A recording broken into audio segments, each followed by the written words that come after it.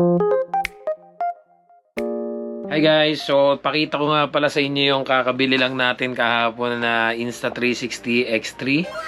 So matagal ko na itong planong bilhin, kaya nga lang medyo hindi ko pa alam kung paano siya gagamitin.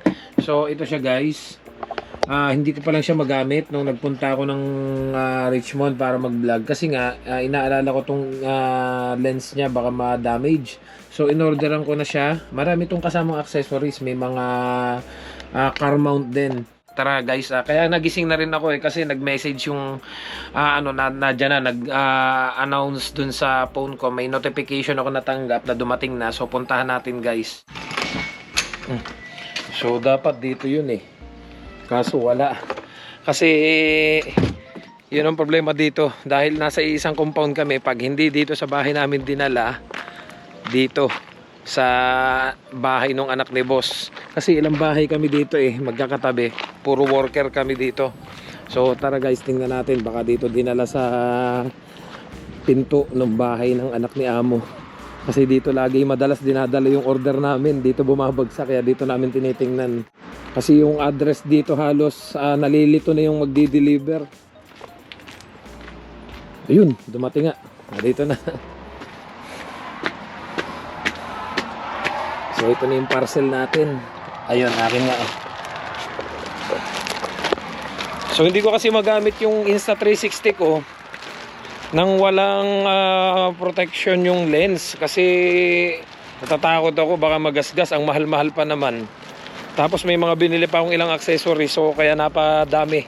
Pinagsabay-sabay ko na rin.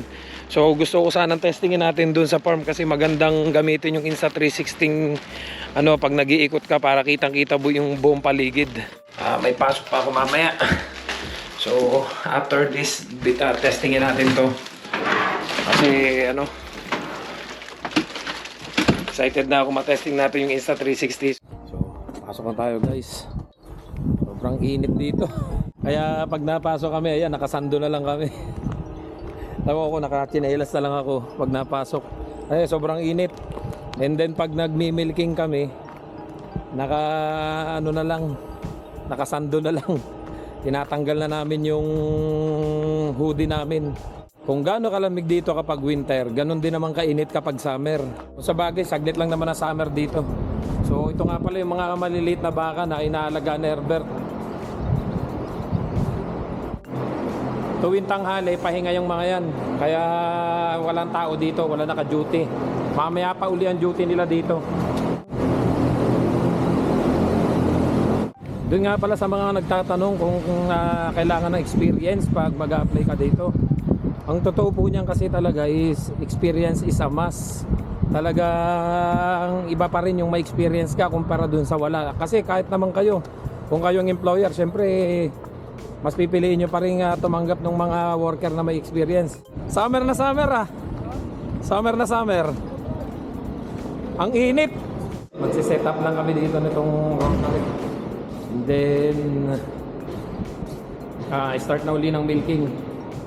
Ang tapos namin ito mga 4:30, alas 5 na.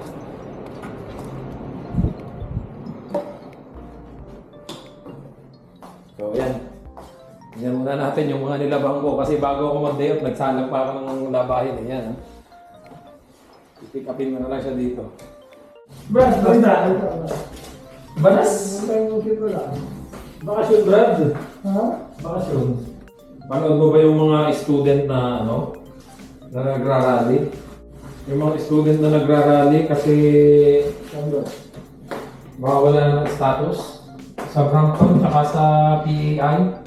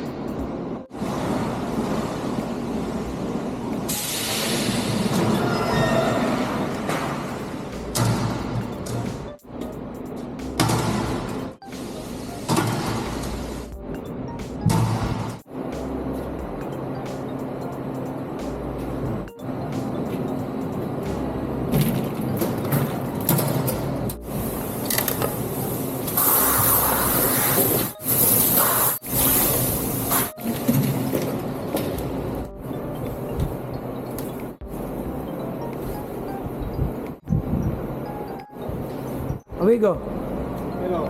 in Mexico, do you have experience in baka? No. What is your work in Mexico? Comida. Ah, food. Food. Ah, cook. You are a cook. Yes. You go to Canada, no experience, no problema. Ah, okay. So ito yung mga baka, oh. Yan, parating na sila. Kabubukas na nung gate dun ni Jesus, ayun. Nakita nyo siya dun, ayun. Tinutulak na niya yung mga baka dito napunta. Then ito yung unang group na mimilking nga namin. Kung pansin nyo pati yung sprinkler namin gumagana na. Naglalabas na siya ng tubig kasi nga sobrang init para hindi masyadong banasin o mainitan yung baka. Ayun, parami na yan ng parami. Nadun pa yung iba sa group 1. Papasok na yun dito. At pag napuno na to, mag-start na kaming mag-milking. At habang nagmi-milking kami, itutulak naman niya yung group 2 papasok dito. Good. Alzado? No. Here. Grupo 1, 2, 3, 4. Grupo 1, cansado. 2, 3, 4, nothing. 2, 3, 4, no? Because Grupo 1, mucho loca. Yes. So ganito kami dito, inaantay namin yan na mapuno. Tapos mag-i-start na kami dito, nakasetup na yung makina, ito nakasetup na. Saka itong computer nakasetup na. So yung mga tissue namin nakasetup na. Antay na lang namin mapuno itong baka and then pumasok yung mismong oras ng alas 2. Kasi dito advance to mag-aalas 2 na, then magmi-milking na kami. Narinig nyo naman guys, sinabi niya wala siyang experience, di ba?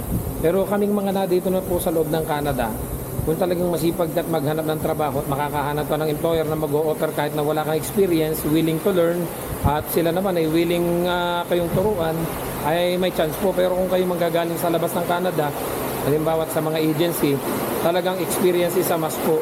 Kaya kung may chance pa kayo makakuha ng experience, kumuha na po kayo.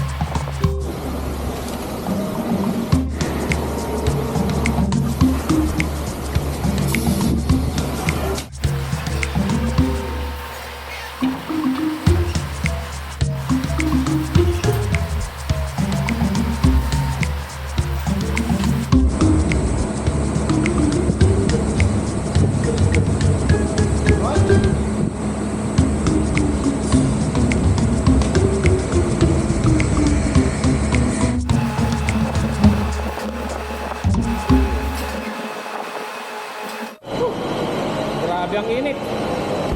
Tapos din kami mag-milking. May pupunta daw ngayon na subscriber natin. Galing ata siya doon kay na Kel. Hindi ko alam kung anong naging usap nila. Baka naghahanap din siya ng LMIA. Hindi ko alam kung ano status niya. Kung tourist ba siya or ta-transfer. Mamaya papunta na daw siya. Nag-message po kasi sa akin eh. And then kanina kausap ko yung Mexican namin. Ang totoo nun, galing din siya sa dairy farm sa Chilliwack, then lumipat siya dito sa amin. At sabi nga niya sa akin, wala silang mga experience. Para doon sa mga nagtatanong kung kailangan ba ng experience, kung kayo po kasi nasa loob na ng Canada, kahit pa paano may chance kayong makapasok dito nang wala kayong experience. Pero kung kayo ay manggagaling sa labas ng Canada, sa Pilipinas, talagang asahan nyo na hanapan kayo na experience. Magkaiba po kasi yung na-hired ka sa Pilipinas na agency at saka dito sa direct. Brad, balita! Oh, yung kasama namin si Herbert. Ano yun, yun ang pinakamatagal na dito. Biruin nyo yun. Yun ang PR na dito. Yun ang isa sa pinakamatagal ng Pilipino dito. Yung mga bayaw niya nagdatingan na tourist, hindi nga niya may pasok dito kasi nga wala ding LMIA sa ngayon sa amin. Kasi yung mga nauna na dumating na Pilipino na sinundan namin, tapos yung ibang habang na dito kami nagdatingan din, pagkagawa ng work permit, nagsilayasan. So sumunod na kinuha ni boss ano na, mga Mexican na. Kaya ano, puro Mexican na ngayon yung pumalit dito. Kaya puro Mexican yung kasama namin, iilan na lang kaming Pilipino. Tambay muna tayo dito sa likod habang wala pa yung ano, nag-email sa akin na parating daw mga subscriber natin. Explain ko lang sa inyo guys kasi doon sa mga nagtatanong sa akin, sir, may experience po ba? Kailangan po ba na experience? Sir, paano po ba pag wala experience? Possible po ba matanggap? Lagi ko po kasi nga in-explain sa inyo na experience is a must. Kung kayo po ang employer, balik na rin po natin yung sitwasyon. Di po ba mas pipiliin nyo kahit papano yung may alam na kaysa tuturuan pa? Kasi waste of time po yun eh. Although dito, gaya nga ng sabi ko sa inyo, yung mga nakaturis na nakachamba, nakakuha ng working permit dito, nag-ikot-ikot, naghanap-hanap. Ang totoo po nun, mga wala pa silang presentang resume. Basta pagpunta po nila doon sa mga farm, nagtanong lang, may bakante ba kayo? Tinanong, are you willing to learn? Hindi na hinanapan ng resume, ipinaprocess yung papeles. So, ganun po, natanggap. Kasi po kaya madalas farm jobs yung mga isinasuggest ko sa inyo. Alam niyo po kung bakit. Base po sa experience ko, yung mga nakausap ko dito, na mga occupation nila ay iba't iba. Yung iba mga professional pa nga. Nagtatry daw sila sa Tim Hortons, sa mga fast food, sa mga food server, mga kung ano-ano na. Kahit daw hindi na masunod yung occupation nila, hindi po yung iba maselect. Yung iba nakakalusot sa hotel, sa kung saan may backer, may magpapasok. May kaibigan yung employer na mag-o-offer sa kanila ng LMIA sa kaibigan nilang ipinasok. Pero kalimitan po doon sa mga ibang occupation na nag-try po dito sa mga farm jobs na mga napasukan ng mga kakilala ko, kahit iba yung occupation nila, kahit wala silang resume na ipinasa, ay nakalusot po. Dahil ang tanong po ng employer, are you willing to learn? So nakapasok po, kagaya po nung nangyari sa amin, are you willing to learn? So na-hired po kami dito. Accidentally nga talaga yung pagkaka-hire namin dito. Hindi dahil sa may experience kami. Kasi talagang wala ako experience sa dairy farm, wala ako experience sa baka. Iba po yung mga experience ko. Kaya nga sabi ko nga po sa inyo, kung hindi naman po tayo kagaya nitong mga ibang lahi, itong Mexican, na sila madaling nakakapasok dito. Imagine niyo kung kayo galing sa Pilipinas. Tapos i-hire kayo na dito pa sa Canada, i-hire kayo from Pilipinas papunta dito, wala kayong experience. Kaya nga po madalas dyan sa Pilipinas, di po ba, pag nag-a-apply na ngayon dyan sa mga agency like Mercan, IPAMS, Staff House, kung ano-ano, hinahanapan na po ng SSS. Kasi before po, ito, i-share ko na rin sa inyo. Alam ko, hindi alam to ng mga babagong dating dito sa Canada. Way back 2010, 2009, 2008, mga ganun, marami kong kakilala nakakaalis, NC2 lang. At yung iba ay humingi lang ng mga certificates na kakarating na dito sa Canada. Until nung mga batch namin way back 2012 nung nag-training ako, kung napanood nyo yung isa kong vlog, na i-share ko lang yung katotohanan. Ang sagot sa akin ng isang nag-comment doon, tinuturuan ko daw silang gumawa ng mali or manloko. Hindi po panloloko yun dahil ako po, never ko pong ginamit ang panloloko na naggawa ko ng kung ano-anong ano dito. Lahat po ng trainings and certificates po ay legit po yan. Pinag-aralan ko talaga. Yun nga lang, hindi ko nagamit papunta rito. Kasi nga, ang hinahanap nga po ay experience, which is sa Pilipinas, i-require na ng mga agency na kailangan mayroon kang SSS or yung ESI, yung Employment Statistic Info, na doon yung iyong contribution na katibayan. Hindi mo basta na lang pwedeng sabihin na ako ay nag-butcher, ako ay nag-welder. Kailangan talaga yung kumpanya ay naghulog doon sa SSS mo. So yun yung isang patunay. Kaya nga po naghigpit na. Hindi kagaya dati, 2010, 2008, 2009, marami yung kakilala nakakaalis ng ganun. So nung isinare ko yun, sabi, binibigyan ko daw ng mga false info. Hindi po false info yun, karanasan ko po yun eh. Mas marunong ka pa ka sa akin. Yun yung mga nakita ko. May kakilala akong mga kaibigan ko tambay sa Pilipinas, nakarating ng Canada. Yung isa, iba ang trabaho, nakarating dito sa Canada, ibang occupation, mga PR na, mga citizen na. Yung sineshare ko lang po sa inyo ang katotohanan.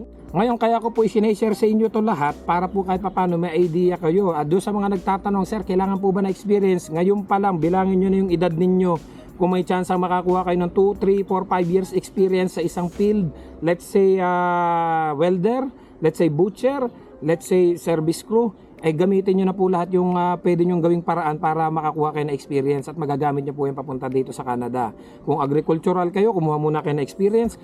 Kasi sa totoo lang po, kung kayo makikipagsapalaran dito ng baka sakali kahit wala kayo experience, sa totoo lang po, pwede naman, kaya lang kailangan meron kayong backer. Sa totoo lang po, uso pa rin dito yung backer.